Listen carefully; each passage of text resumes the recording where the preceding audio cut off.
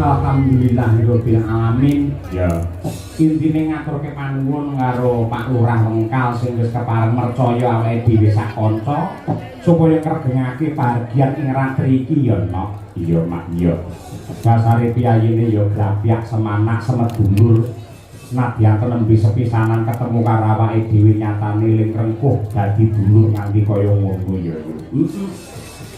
Mula pamanengan ngasta dadi kepala desa nganti rambah kaping pindho utawa 2 periode wis mempel wis lumrah genah lamun to gelem tresnani masyarakat lan uga bener-bener ditresnani karo sagung para kawula kabukten bareng kagungan kersa sing rawuh semene akeh. Iya.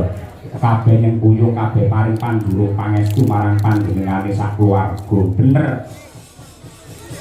Malah ripalungguhan iki pepundhenmu ingkang winangku ing pakurmatan ya kuwi Bapak Wakil Bupati, ya kuwi Bapak Hendi kepareng rawuh ana. Basa. Kaya ngono kuwi. Mula kang mangkono menika wonten dawuh saking Mas Siswantara supados Bapak Wakil Bupati Mas Hendi saged bertatap muka lan ugi nyambung rasa kaliyan sedaya para pamirsa.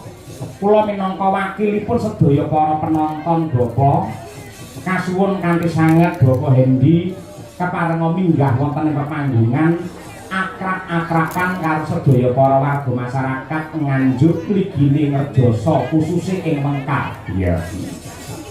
Mula saking menika monggo dumateng Mas Hendi katuran minggah wonten ing pepanggungan. Duduk.